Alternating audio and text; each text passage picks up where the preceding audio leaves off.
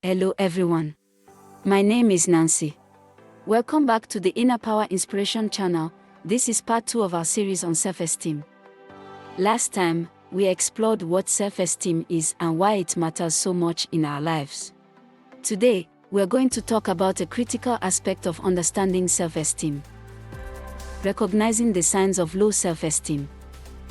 Recognizing low self-esteem is the first step towards addressing it.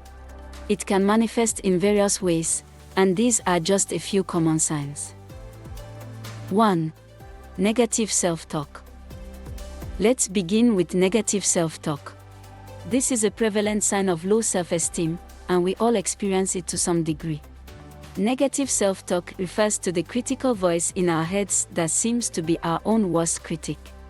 It's an internal dialogue where we undervalue our abilities, criticize our actions, and predict negative outcomes for our endeavors. Imagine you're preparing for a presentation. If you're experiencing negative self-talk, you might find thoughts like, "I'm not good at this," "I'm going to forget my lines," or "the audience is going to find this boring," frequently pop up in your mind. The first step in breaking the cycle of negative self-talk is awareness. Start paying attention to your inner dialogue.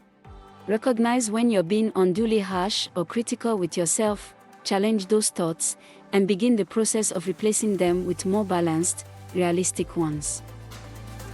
Next, let's talk about the difficulty of accepting compliments. This is a common trait in those with low self-esteem. Have you ever brushed off a compliment or quickly changed the subject when someone praises you?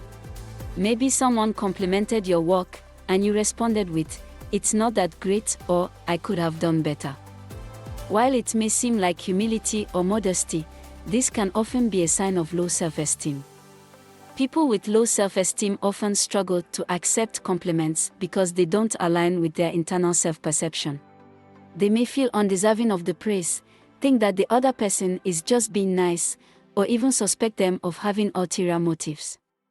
If you often find yourself dismissing compliments, it's worth paying attention to these tendencies. Remember, compliments are gifts of praise and should be accepted graciously. A simple "thank you" is often the best response. Moving on to our third sign of low self-esteem, avoidance of challenges. Individuals with low self-esteem often avoid taking on new challenges or stepping out of their comfort zones.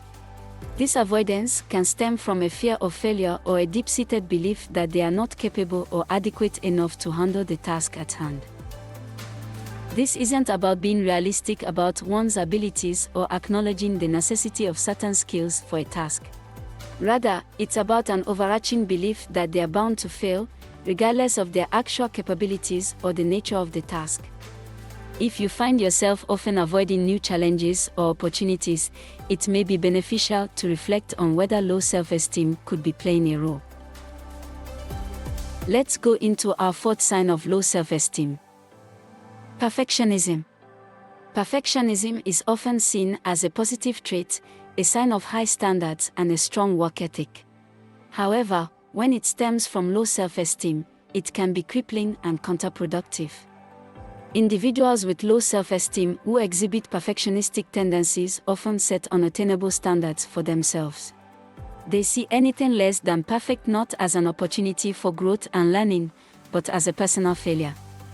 If you find yourself continually pushing for perfection, beating yourself up over minor mistakes, or procrastinating on tasks out of fear of not doing them perfectly, you might be dealing with perfectionism related to low self-esteem. Our fifth sign of low self-esteem is reluctance to assert needs and boundaries. This sign refers to a pattern where individuals find it challenging to express their needs, feelings, and opinions, especially in relationships.